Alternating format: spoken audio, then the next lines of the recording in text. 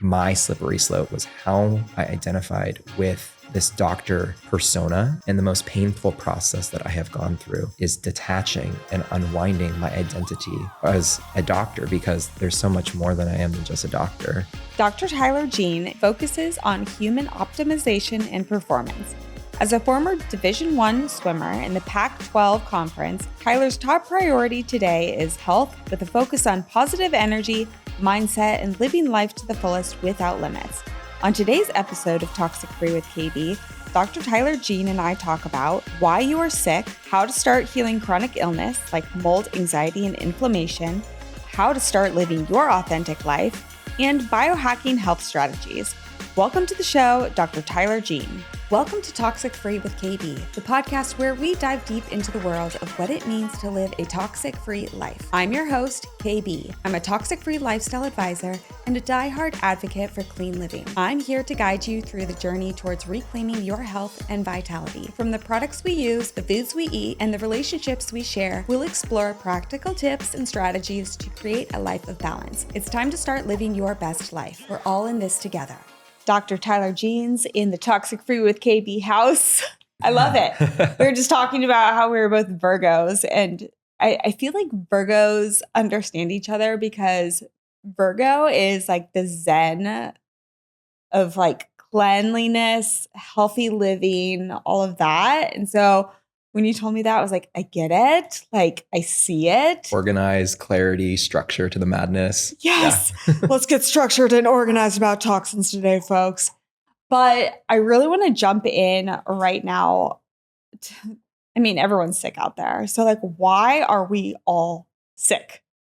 I think the biggest thing is we're really out of alignment with the greater world around us. And I think the reminder for a lot of people that we are nature. And I think we've created this egoistic model where we are the only species that intentionally restricts our sleep and basically is living out of alignment with these diurnal rhythms. And so for a lot of people, when I'm talking about health, one of the first places I tell people to start is getting in alignment with the circadian rhythms that we are a part of nature. Because the further divorced we are from nature, the more disease persists. And we know from a cellular perspective, like the importance of sleep, the timing of our food, and certain social cues and the timing of our gatherings all influence the circadian biology, which is central to our overall health. Wow. Okay. That is something I didn't think you were going to say, because you're all like, when I hear you speak, like time and time again, you're talking about disease. Yes. But then I'm thinking inflammation, right? Which is certainly like a cause, but sleep, like if you don't have sleep, your body is going to inflame in other ways, right? Absolutely. If you look at the different things that are going to impact our circadian biology, they're all going to be factors that impact inflammation. Inflammation is a big buzzword that is thrown around out there, but inflammation ultimately is a byproduct and orchestrated by the immune system. So you think about your susceptibility to illness, a lot of people think about the immune system, and inflammation is really an adaptive response that is orchestrated to really elicit repair in response to an environmental irritant, trauma, or some type of blunt force. And so inflammation isn't necessarily a bad thing, but I think it's important to delineate that there's a difference between acute and chronic inflammation. Acute is adaptive, it's helping with repair. But if we have chronic low-grade inflammation, that's where we get in trouble. And so really trying to understand, where are we living an inflammatory lifestyle and where can we identify those pieces and reduce that total inflammatory load to really improve our immune resilience. And a lot of that comes back to a lot of things that you talk about with these different lifestyle factors, environmental factors, a lot of the foundational things too, whether it's sleep, nutrition, movement, etc. So when you're talking about inflammation, you're talking about healing from injury, trauma, whatever else is going on in your life. We tap into like, what is the chronic illness going deep within you, right? What are 5 reasons you would say that we are chronically ill and cannot get better? It really comes back to those foundational things. So what are those things? It's incorporating more movement, right? It's a foundational thing. We all need to move. We're all meant to move, right? I know there's a lot of focus on exercise and some of these other like weight bearing exercises. They're great. But my invitation for most people is just how can we break up our sedentary time, right? So getting around and moving more, thinking about what are we consuming in terms of beverages, right? One of the first places I start with every person is, are you drinking enough water, right? And then also looking at, can we cut out any sugar sweetened caloric beverages that are in our diet? Because that is usually made up of high fructose corn syrup and other highly refined sugars that can really set up the stage of metabolic dysfunction in the body. When it comes to food, my first principle is always start and try to incorporate more whole, unadulterated, real food. Cut out all the noise of dairy-free, gluten-free, keto, paleo, all the different things like that. Just how can we incorporate more whole, colorful, seasonal foods? Yes. Right? And that doesn't mean you have to be perfect, but if you're eating out 2 or 3 meals a day, where can we start to maybe, cook one meal from home, from scratch, right? Get creative in the kitchen, because it's really these lifestyle pillars along with sleep, which, so many people just don't prioritize, that really set the foundation for lifelong well-being. And healing. And healing. I mean, food can do so many different things. I just, had a great conversation about this. But my mom used to raise me, and she was an integrative functional nutritionist, kind of like way back when, and kind of ahead of her time, especially in the Midwest, Kansas, where I'm from, which is so rare. But she used to always say to me, food is your health care, right? And she also used to say, remember to eat the rainbow. I think that is such a cute and like easy to remember way for people to get it into their brain. And we're talking about, these brightly colored fruits, vegetables, herbs, spices that come from nature, not Skittles. But, also finding a approach that is sustainable for you. Right. And I think, really asking yourself a question when you're sitting down for a meal or a snack, really just getting more attuned to your body and how is this making me feel?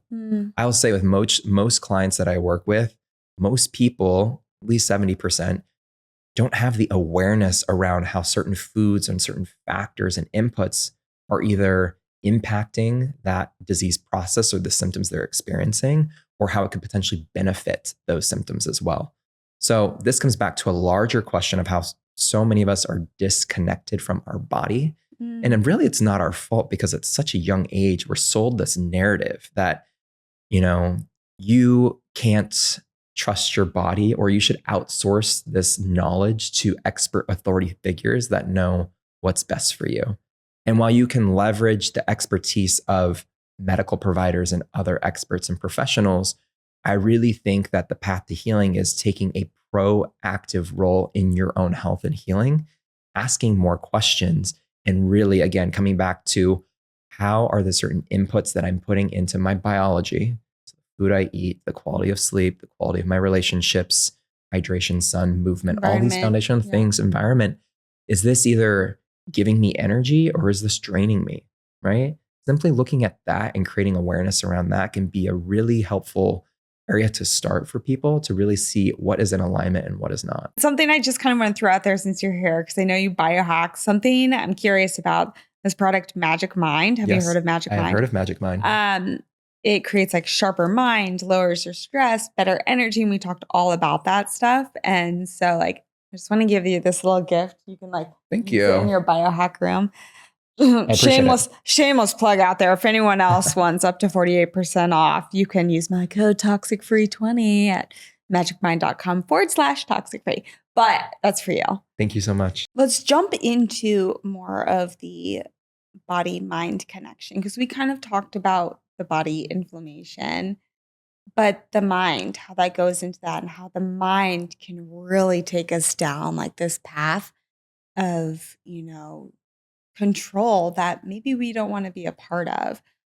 There was a time in your life that you decided you're like, I'm burnt out, I'm overwhelmed with life, gone to the med school, and I need a break. I need to go connect to myself, right? I think you were telling me you dealt heavily with ADHD, perfectionism, anxiety. So what did you do about it? What was your holistic way to kind of get back on that health trajectory. Yeah. I mean, the reason why I got into naturopathic medicine and into medicine at large was to be the doctor that I never had because, growing up, I was told, this is something that you're just going to have to deal with the rest of your life. And these are the options that we have. And those limited options were all pharmaceutical medication. So I had to take a medication, whether it was for my anxiety and it was lorazepam, or it was for my ADHD and taking Vyvanse or Adderall. It was just something that I had to navigate. And it never really gave me clarity as to why I had these things, although I know that I really struggled. And it really became apparent to me at the end of high school as I was going into college. And the biggest thing that I struggled with it when it came to ADHD was finishing my exams within the allotted time. And I knew if I wanted to succeed in college that I'd need to get the additional um, testing to get the accommodations to have additional time in a separate room where I didn't have the distractions. And so, you brought up perfectionism too. And I mean, yes, I'm a Virgo and sometimes can identify with that perfectionism. But having been on this journey for, a good 15 years and really in the thick of it for, I would say 8 years now, what I ended up learning was like my perfectionistic tendencies at large was a defense mechanism. And it was my way of trying to avoid and minimize shame, rejection, and judgment from others. And so the thought or the narrative that I created is that if I have, do everything with perfection in mind and I'm high achieving and I'm accomplishing these things and even have perfect health, then therefore I could avoid some of these not so great feelings of judgment and rejection. But it was also a way to try to prove my worth to others that I was lovable.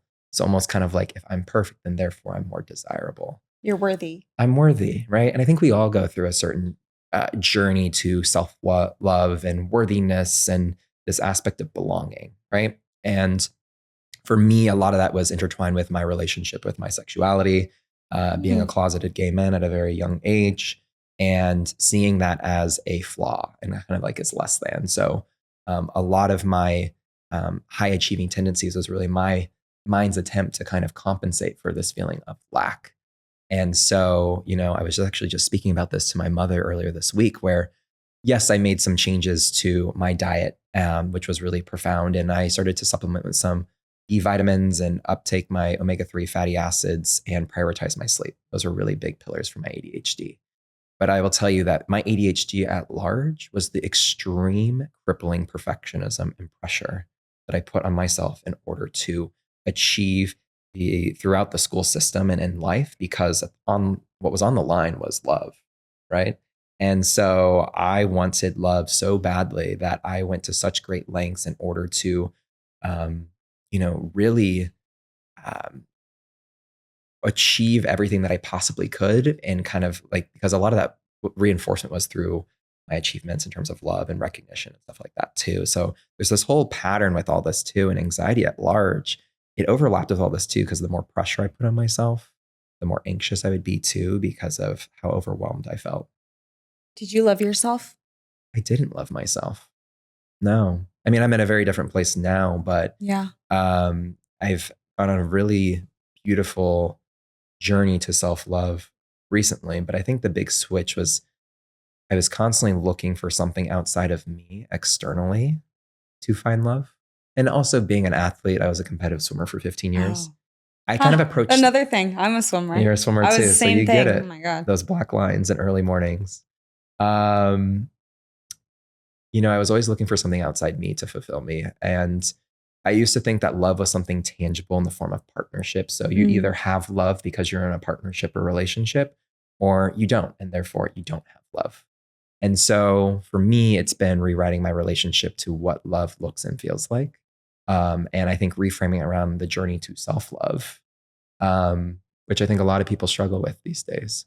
Branch Basics never set out to sell soap. They truly are on a mission to help people create healthy homes and experience the power of pure. The three founders, Marilee, Allison, and Kelly, started Branch Basics to help people toss the toxins and live healthy lives. They educate to the market to start with the removal of cleaning products that contain some of the most toxic chemicals found in our homes, and then add in the basics in cleaning with all of their all-in-one concentrate formula. Guys, I am telling you, this liquid gold goes a long way. You only need one concentrate. You dilute it to whatever you want to clean, bathroom, kitchen, I don't know, maybe your dog.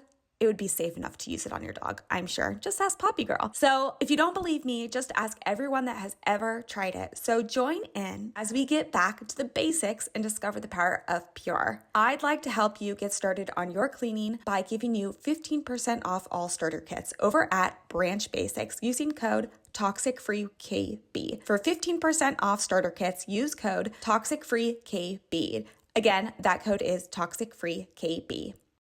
So I want to dive into your relationship with your sexuality. When you are able to express yourself and be authentically yourself, did that truly open up the door towards that love coming at you, towards yourself? It opened the door, but it was not the full journey. It was just the beginning, right? And I've been out for coming up on 10 years, but I feel like it's a constant process of coming out to yourself every month and every year. Like it's constant a reevaluation of these things as you create more safety and security within yourself.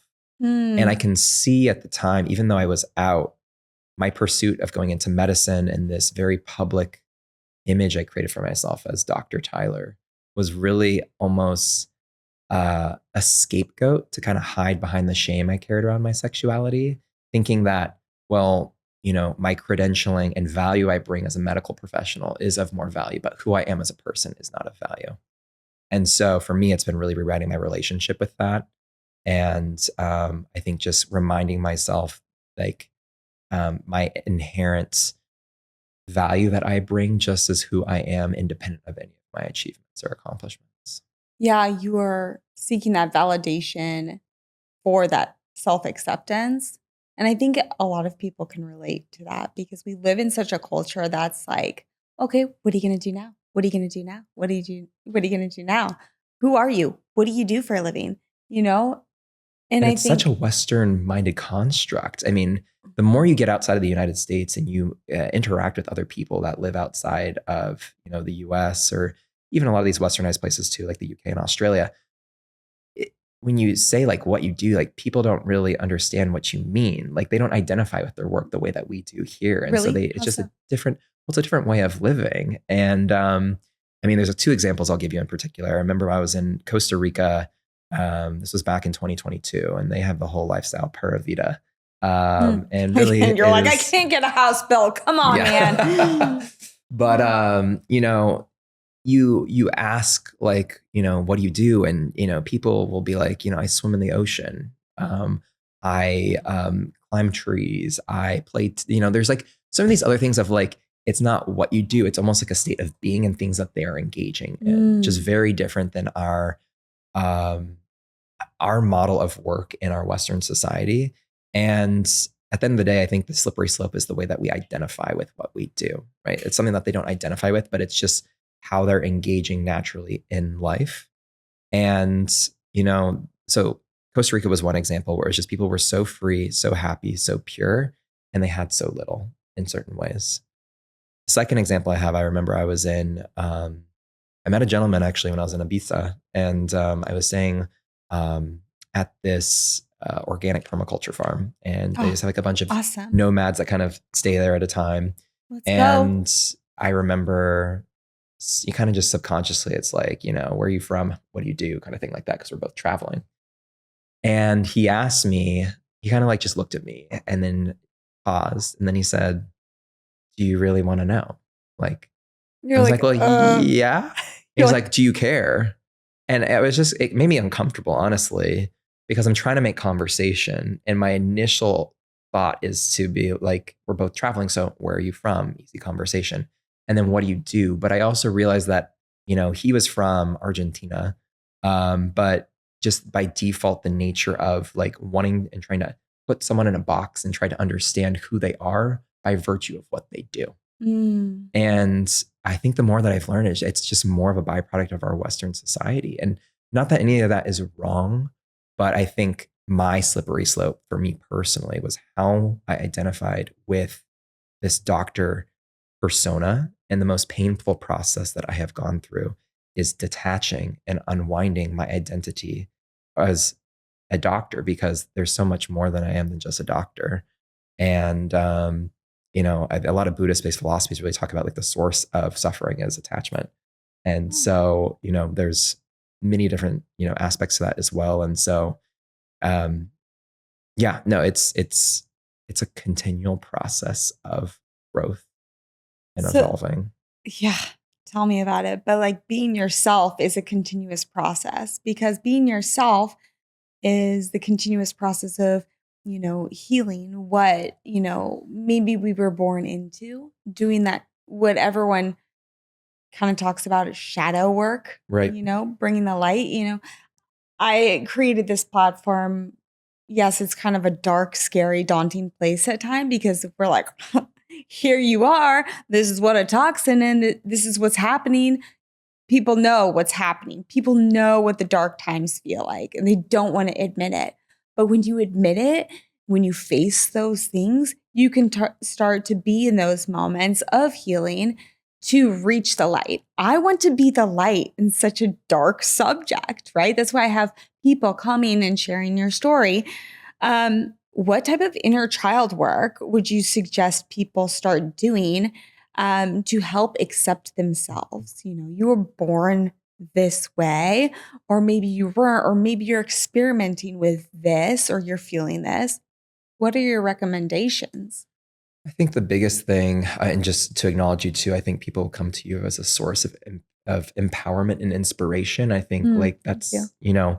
I think that's kind of what my message I want to share too. Like the more authentic you are to yourself, like people notice that, they feel that, and it Yeah. gives them the permission to do the same. And so I'd say the first thing is being curious, right? Being open-minded and curious to these things, I think, is really important. A lot of people may not know where to start, but it's just bringing more conscious awareness into the body, Mm. creating space. And I was having a conversation actually with another provider earlier, and they're like, well, what does actually creating space look like? Because you have people that are in LA that maybe see space as doing meditation, but in New York, you tell someone to create space, they're like, screw you. Like, I don't have time for that kind of thing like that. So almost the state of like doing versus being is the way that I really try to articulate it. And so one state of being could be really doing a body scan and kind of turning into the body and just feeling what are the different sensations and symptoms that are coming up.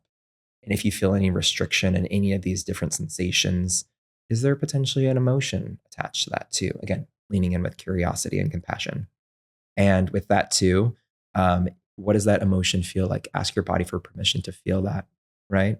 Really, the goal is to go in without judgment. And again, that curiosity piece. And again, the body's wise, it's intelligent. We can learn a lot from our bodies if we really create that space and quiet the time or quiet the noise.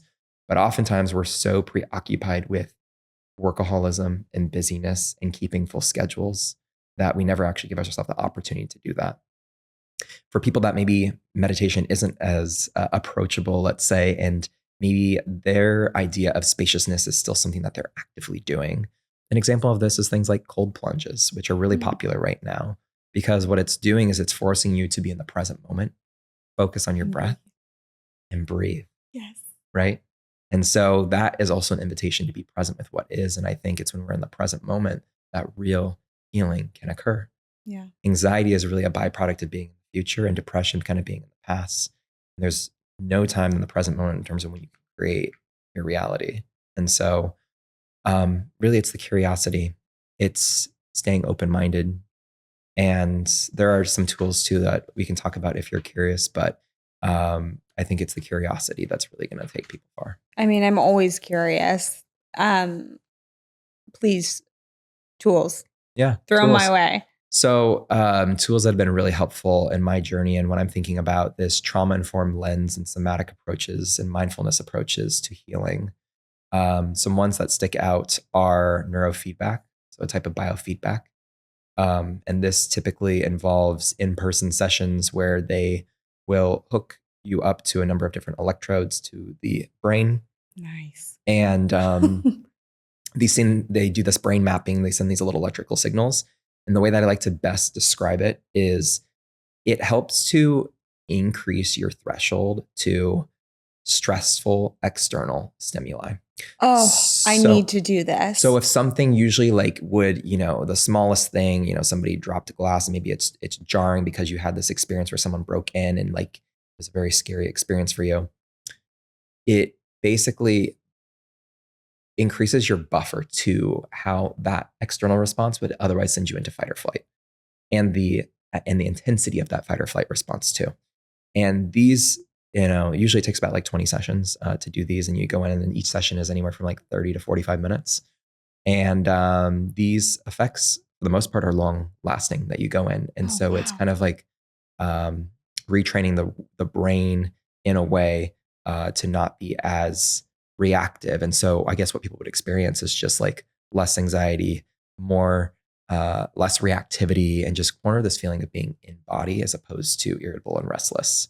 But it has applications for things like ADHD, anxiety, PTSD, addiction, etc. So that's one, is neurofeedback. Two is limbic retraining. There's a number of different software and different programs that are out there, but the limbic system is part of our emotional hardwiring. And so these are things like DNRS, Dynamic Neural Retraining System, or the Gupta program. And these are self-guided and basically work on that level of neuroplasticity we talked about to retrain the brain and the limbic system, and can be incredibly helpful even for people that are dealing with mold, MCAS, multiple chemical sensitivities, stealth infections like Lyme, as well as people that have experienced severe trauma. And then the other one is, has been really profound in my healing journey, is psychedelic assisted therapy. Oh. Ketamine is one in particular that is available and FDA approved in most US states. And this involves intravenous administration of ketamine. It is a dissociative anesthetic. And it really, the way that I like to describe it for people that may not be familiar, is it allows you to, for simple terms, kind of turn off the nervous system. So you're able to access the story without the emotional charged experience embedded in the nervous system.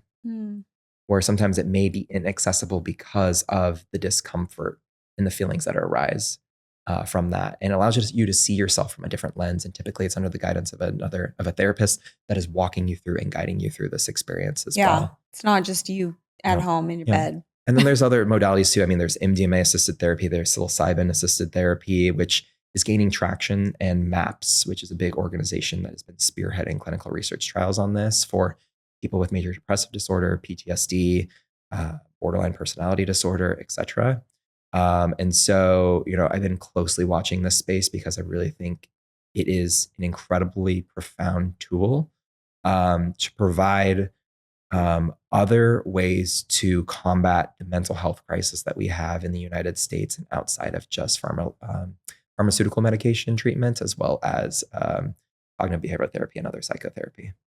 Vulvas are a vital part of women's health that have been ignored for far too long. VulvaCare creates the space and time for women of all ages to get in touch with every part of their bodies. It's time to care for our vulvas. Medicine Mama has done just that. They have created a line of vulva skincare products that are hormone-free, OBGYN approved, clinically tested, and have over 12,000 five-star reviews. I use my Vulva Balm every single day, and let me tell you, it's so nourishing and luscious and does not disrupt my vaginal pH. Try Medicine Mama for yourself and let me know what you think. Get my exclusive code of 15% off all menopause, pregnancy, postpartum, grooming, and even sexual wellness products today by using code Toxic-Free15. For 15% off all purchases, use code Toxic-Free15. Again, that code is Toxic-Free15.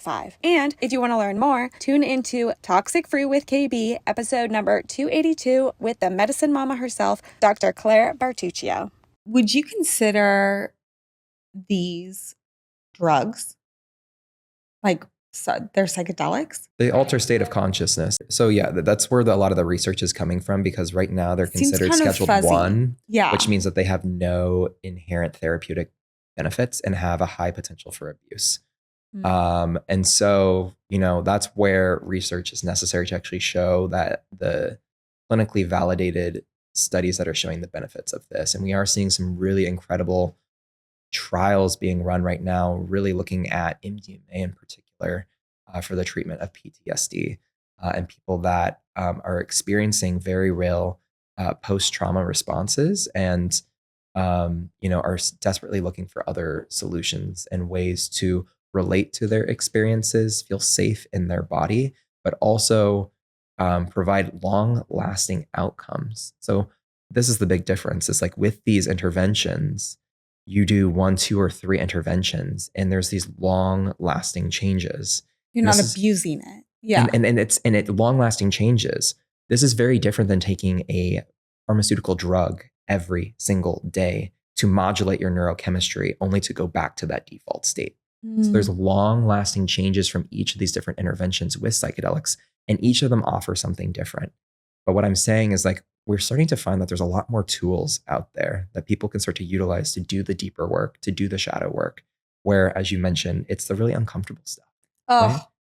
There's a reason why it's in the shadow, because it's either painful, it was highly traumatic at some point, or there's a lot of shame charged around that. yeah. So again, the best thing is to be curious. And, there's other, tools like hypnotherapy and subconscious reprogramming. NLP is another one of those too. Have you done all these things? I'm I curious. have, yeah. What has been one of the tools that has helped you the most? Psychedelics have been the greatest tool that I have used. I have sat with multiple psilocybin, which are magic mushrooms, mushroom ceremonies and intentional contexts with providers. I have sat with ayahuasca. I have sat with MDMA, high dose setting. And I'd say those have been the most profound for me. Ketamine as well, and maybe lower on the list. And what it does is it definitely brings more awareness into like what some of those root problems are. It allows you to relate yourself in a different light too. But doing that work isn't going to solve all your problems, or going in and doing the medicine. That's only probably 40% of it, right? Really, the real work is in the integration. It's after that experience and how you're going to actually bring that into your everyday life. And I would say, second to psychedelics, what has also been incredibly impactful is developing a meditation practice. I developed that in 2022. I went to Dr. Joe Dispenza's meditation retreat, and it changed my life. Somebody that was always anxious, couldn't drop out of the mind into the body, that monkey mind, racing mind. It provided a sense of stillness and peace where I could actually exist and be in my body. And it also brought forward to me the what I wasn't aware of at the time is how I didn't feel safe in my body. And so I'm learning more about the importance of safety and how we relate to safety. And, there may be certain things like, somatic symptoms, things like IBS and digestive issues and chronic back pain, especially low back pain, sleep disturbances. These can all be signs of anxiety, being another one too, of somatic manifestations, physical ailments as a byproduct of not feeling safe in your body or in your environment. And so meditation has just created a lot of space in my body, a lot of inner peace, a lot of stillness. I say it feels really good to be in my body right now. And it's something that I have cultivated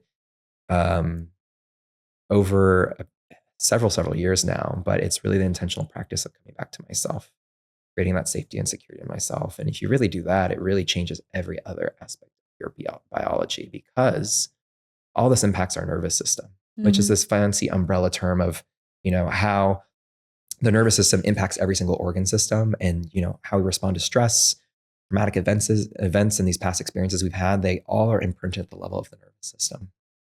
And when people are chronically aroused by the hormones of stress and they're in that fight or flight response, it's going to age them. It's going to increase inflammation. It's going to contribute to disease. Anyone that maybe has a chronic ailment, they probably know that during high periods of stress, their symptoms get worse. They go into a flare, right? Things usually don't get better. And so it's a real flex in today's society to really focus on re-regulating your nervous system, reparenting yourself, and really cultivating many of these intrinsic tools where you're in the driver's seat and you can self-soothe and soothe your nervous system as opposed to constant looking for external sources outside of you to do that for you.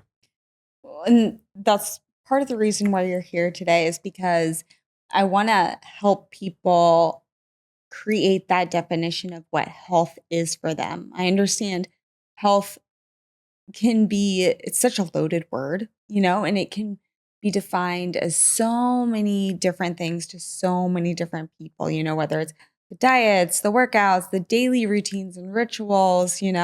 What is your definition of health? That's a really great question. And, you could be doing all the right things, eating the healthy organic diet, working out every day, Pilates, taking all the supplements, Do it all. meditating. But until you address these parts of you that really want to be expressed, and you really address the shadow and some of these aspects of mental health, in my opinion, the body's going to chronically stay in a state of dysregulation, which ultimately is going to lead to dis-ease of the body, dis-ease. So health to me is really a state of vitality. Like you can feel a healthy, vibrant person.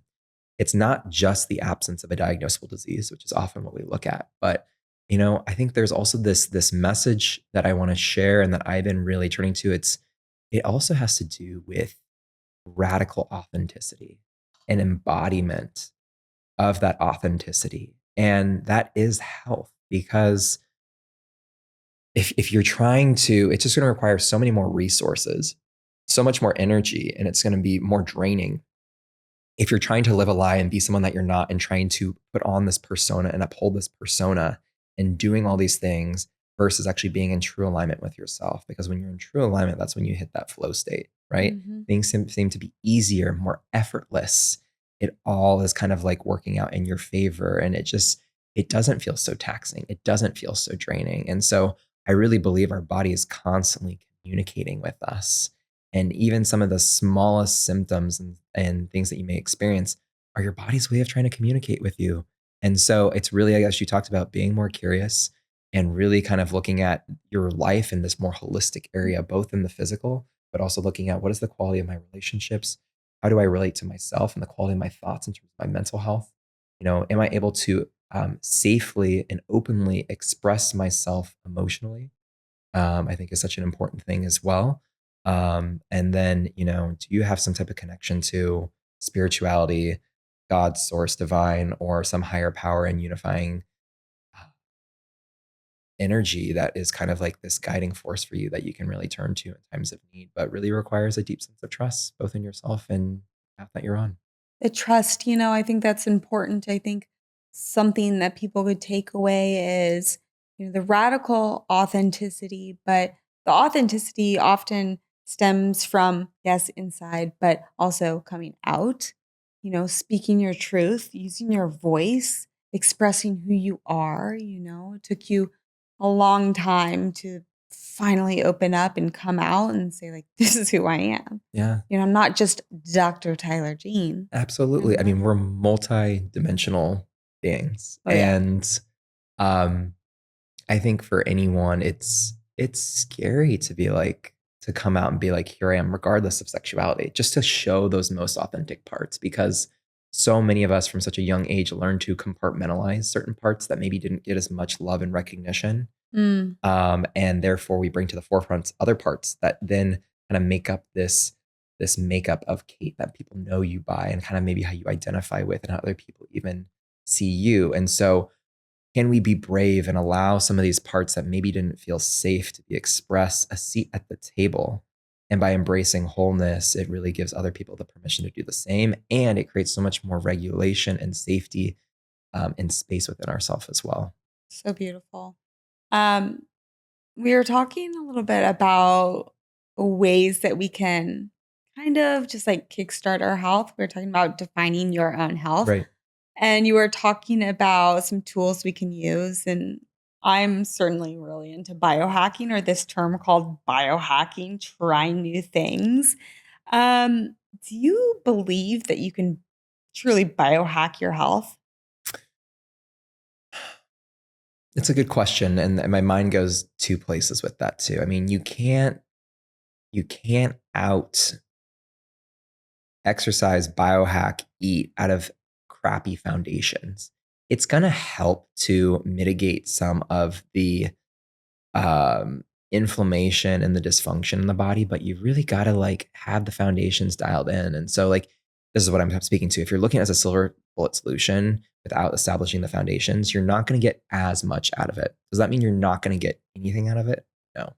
And so, a lot of these modalities, biohacking modalities, are going back to working and supporting the body's innate capacity to heal. Yeah.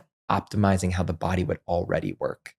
And so, there's various different modalities out there and various levels of, intervention as well. You have things like red light therapy, which we get exposed to red light when the sun is setting and rising. And it's kind of part of that full spectrum light, It goes back non-refracted to the light. circadian rhythm too. Circadian rhythm and living within our circadian biology. You have saunas and cold plunges. These act as hormetic stressors on the body. So in short amounts can actually be favorable, that actually make us as humans stronger. Right? So there's these favorable adaptations that can happen when we engage in these different things like that. But again, it's engaging with kind of thermoregulation and things that we're already experiencing in our natural environment. You have hyperbaric oxygen chambers. That is an example, maybe less accessible, and where you're going to find, it's basically hyperoxygenating the body through a pressurized system. Can help with wound healing and accelerate recovery. But then you have things like peptides are all the rage right now, and I think are kind of what? Like, explain. yeah. I don't get it. So we've gone from majority of the the drugs that we have in our pharmacopoeia, really a lot of them, very few of them are working with supporting the body's capacity to heal, as we were talking about, right? So most of them are symptom suppressive. They're targeting a certain pathway and they're blocking that pathway in order to get a desired outcome. An example of a medication that is actually working with your body is something like metformin, which is a diabetes drug, which is helping you to better utilize your blood sugar so you can bring that hemoglobin A1C down, and not develop a lot of these different nasty effects from diabetes, which really impacts every single organ. Peptides, on the other hand, again, are really working with your body's own physiology. We make peptides. Peptides are short chains of amino acids, and they act as signaling molecules in the body. And in the presence of these peptides, it can lead to a cascade of changes that leads to a desired outcome. And so all these different things that are happening in your body, whether it's like initiating sleep, energy, libido, muscle protein synthesis, weight loss, satiety cues in terms of hunger, all of these things are regulated by these peptides that our body makes. And they're made by genes at large, because our genes, like to say, are protein factories. So they make these. But we also can make some of these in our gut as well. And peptides are really to help kind of add and reinforce what your body is already doing, but giving a little bit extra of a certain desired outcome is really how I see that. So largely safe. Looking for more clinical research on a lot of these things, because a lot of the studies on some of these peptides that are around health optimization and biohacking are in animal studies. And so it's really mechanistically what is happening, but really getting data on what are the long-term, ramifications of this or benefits of this taking for a prolonged period of time. Everything can be highly marketed, but there can be too much of a good thing. Yeah, be too much of a good thing. So what would be your 5 biohacking strategies that we can all do? Do you want to use biohacking devices, or are you talking about like everyday things that almost everyday things? And then I have biohacking. Okay. One is going back to that circadian biology that we talked about too. I think so many people are out of alignment with our own circadian biologies. We're the only mammal, we're the only animal that lives out of alignment with these diurnal rhythms. We intentionally restrict our sleep, and we eat at sporadic times based on our availability. And so getting back into these routine cycles of getting up around the same time, going to bed around the same time, having meals around the same time for breakfast, lunch, and dinner. This is all, your body kind of predicts these things because we have these clock genes that are responding to our external environment. So the more in alignment we can be with the natural cycles, the better our health. Walking is one that I think is so underrated as a biohack. And, I think so many people are focused on group fitness. They're focused on weightlifting and, pushing their body to the extremes.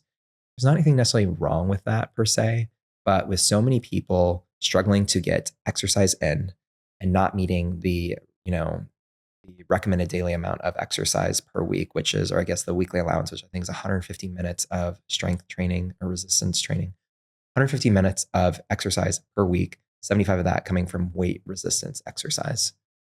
And simply just getting up and moving your body and walking provide a whole host of health benefits. And so bare minimum, what is it like to actually like go on a walk before work in the morning and then go on a walk after dinner? Your family, with your spouse, or even on your own, walk your dog. If you got a pet, it's a great opportunity to do that. Yeah. Simply getting up and moving can go a long way. Mm. Another biohack that I think is really important is contrasting hydrotherapy. And so not probably your typical answer, but the benefits of water therapy. We all have to shower. So probably heard of cold showers. And Definitely. contrasting hot and cold, water is going to help to improve circulation, blood flow, stimulate lymph. I often say, when fluid and when things get stuck and stagnant, that's where disease persists. So we want to keep things moving, and that includes our lymphatic system, qi. So from like a Chinese medicine perspective, qi is the movement of our vital energy and life force, and that can get stuck and stagnant because of blocked emotions and certain lifestyle factors. So all this to say, doing contrasting therapy can be really, really helpful. And this can look like doing a 1 to 2 minute shower with hot. And this doesn't have to be scalding hot. It can still be warm to your body temperature. And then changing that dial to cold. Really what you're looking at is the delta from the hot to the cold. You can do it as cold as you want with whatever is tolerable. This can be for 30 seconds to 60 seconds in terms of the cold. You want to make sure you get your face, your neck, front and back, as well as your chest, because your skin is very thin around these areas. And so it's going to actually hit the blood that is moving through those arteries and veins more superficially. And you can do that a couple times too. You can do it 2, 3, 4 times, and it's going to make you feel more awake, alert, oriented. And again, it's going to help with oxygen-rich blood to get to your target tissues. So those, we're kind of revisiting those, being in alignment with your circadian rhythm, doing contrasting hydrotherapy or kind of water therapy with the contrasting showers is definitely one. Sleep is a really big one. I mean, like if there's a foundational pillar that is so important, it is sleep and dialing in sleep. And so if you're not getting at least 7 hours of sleep per night, your physiology is not working the same way as if you're getting 8 or 9 hours. And so there's been research trials that have specifically looked at otherwise healthy individuals, college age students in their early 20s, and restricted their sleep to less than 6 hours compared to them getting 8 hours of sleep the night before. And what they found in even just restricting them 2 hours of sleep in an otherwise healthy individual is that they had blood sugar profiles like that of those that were pre-diabetic. So they were less able to tolerate the food that they're eating and actually impacting their blood sugar in a way to where they had higher baseline blood sugar levels. They're more irritable. They had less ability to recall tasks in terms of cognitive function. Sleep is a really important key thing to prioritize. So I would say those are my biggest ones. And then the importance of connection. That's a real biohack because you can't replace that with any type of modality and tool. And so really looking at the quality of relationships you have and the people in your life and really investing in those, because I think the older you get, the more you realize how important that is and how much they matter. I love that. So we're building your dream home, right? Okay. And it's going to be the best dream home. Put all the things in there. It's super healthy, great air quality, all the things. What is one, because we're going to go into tools now, what is one biohacking tool? If you could have any device in there, what would you put in there? People ask me all the time. Yeah. Like what would you prioritize?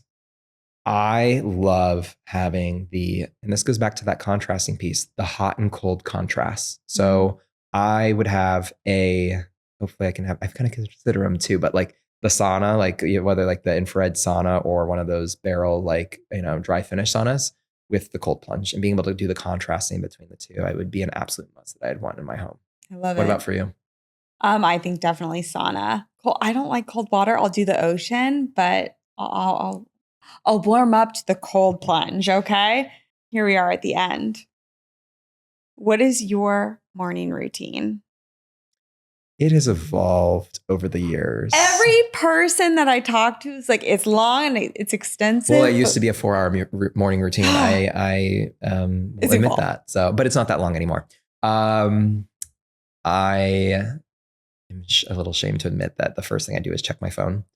But what I will do is red light therapy the first thing upon waking. And when I am doing red light therapy, that is when I'm on my phone. So I kind of tell myself like, I can check my phone, check Instagram while I'm doing that, but I will do that for 12 minutes. How do you do that? I'll stand in front of a large body panel, and I will be probably 3 inches away from that. Is that a Juve? Yes, I use the BioLite, but Juve is another one as well that is a very popular brand that's out there. So I'll usually do that on my full body, and then I also have a handheld portable one that I'll do on my face while I'm doing the full body. And really, I kind of see it as like, charging my batteries for the day. Cool. It's helping reduce inflammation. It's helping to improve circulation. And again, as we talked about, red light kind of being that cue to kind of sync and start that circadian rhythm. It's the first light input. From there, I will go and drink good 32 ounces of filtered water, put all the things in there. I usually put electrolytes and a little bit of lemon. What type of electrolytes? I use Relight. So they use their like the Redmond's Real Salt by Redmond's. Nice. And so salty electrolytes, filtered water, and then I will maybe add in some chlorophyll drops someday, Sheolite some other days for more minerals. And I usually like to add in some coconut water too for flavor and just get some of those natural like potassium and electrolytes as well. And so after I do that, I will usually do some rebounding. Yes. So jumping on a rebounder to help with lymph flow. And, my friends always joke with me too. It's like, oh, he does his rebounding to produce a bowel movement. And I mean, it does in a way, like kind of get you ready to have that morning bowel movement, which is important to know that you have a healthy digestive tract. And I think one of the things that I do first from there is I go on a walk. So I get outside, full spectrum light, because that is that light input from our environment that sends sensory information through the retina to our brain, structure in the brain that basically says it is daytime and we're going to turn on the certain set of hormones that are going to get you alert, oriented, and ready for the day. I usually go on a 25-minute walk, and I will maybe listen to a podcast, music, but it's my way of incorporating movement, full spectrum light, and getting outdoors. And then after that, I will usually make some type of caffeinated beverage. Not always caffeinated, but I'll make my morning beverage. It's very a ritualistic thing for me. I usually do matcha, and sometimes I will do coffee, but I take coffee, or I drink coffee if I feel like I need it, but it's usually maybe like once a week. I've been in a recent thing of trying to do no caffeine on the weekends. And so what I will do instead is I'll make a greens juice. So I have a juicer, and usually it's all what's going there is low glycemic vegetables. I don't add any fruit to it, except maybe some lemon, ginger, parsley, cucumber, Swiss chard, celery, parsley, and cilantro. And so the bitterness, ultra hydrating, and I really enjoy doing that. And then what I will do from there is I will usually sit down, answer some emails, and then I will read 10 pages in a book. Oh, you are my spirit animal. So, seriously, I love this guy. What is one easy toxic-free habit we can all start practicing today? One easy toxic-free habit. I have a vendetta against air fresheners and other, indoor air pollutants, candles, Febreze, Glade, stuff like that. And I mean, talking about chemical sensitivities, like having been really mindful of cutting out a lot of these indoor polluting sources with fragrance since 2019, I would say. When I was in an Uber yesterday, and they had like all the different, it's so fumigated aggressive. bombs within there. It's aggressive. And she even locked the window, so I couldn't roll the window down. What? And I had to ask her to unlock it, but it was like, it just gave me an instant headache. And so I don't think how many people realize deodorants and, perfumes and, burning candles indoors as well as, all these different, fragrances. I mean, this can also be from your laundry detergent and stuff like that. Like all these things can interfere with our delicate, hormonal system. Mm-hmm. And, I think for a lot of people too, like they don't even realize how these things could be impacting their health, but is a really big probable concern. And you've probably even heard, or maybe even talked about this too, like, fragrance being like the new secondhand smoke. Yeah. And you find it everywhere, whether it's in Ubers or in gyms or in lobbies and stuff like that. And so one of the first places I really challenge people to start is if you love candles, I don't know if you talk about it too, but I have some better for you burning candles that are made with essential oils and, different types of waxes. I have a better for you air freshener that isn't using, different artificial fragrances as well. And just being mindful of, what you are putting on your body with fragrance, whether it's deodorant and, antiperspirants as well as scents. And ultimately, if you do use these things, try to keep a more ventilated home environment. Yeah. Have the air purifiers because ultimately you're inhaling these things and is contributing to your total toxic load. Yeah. That was a beautiful answer. Thank you so much for that. I couldn't agree more. Where can everyone find and follow you? And Yeah, I'm always sharing free, accessible information on my Instagram handle at Dr. Tyler Jean, DrTylerJean. And I'd love to connect with your community there. And people can also find a lot more resources and tools on my website, which is www.drtylerjean.com. There they will find information can learn more about me and my story. I have really built a big brand around education and empowerment. So a number of different courses. I have a membership that really walks people through that framework we talked about of, building the foundations for health through those 8 different foundational things and helping people identify what is their root cause and how to navigate that.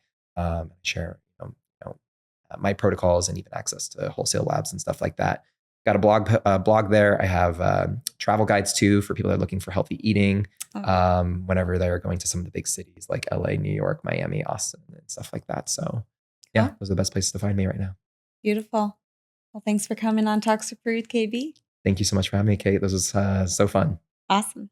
My hot habit of today is nature sounds. Who would have thought I would have said that? But nature sounds. Yes, physically you could go out into nature and sit into a wood or a pasture and listen to the cows coo away and the birds chirp.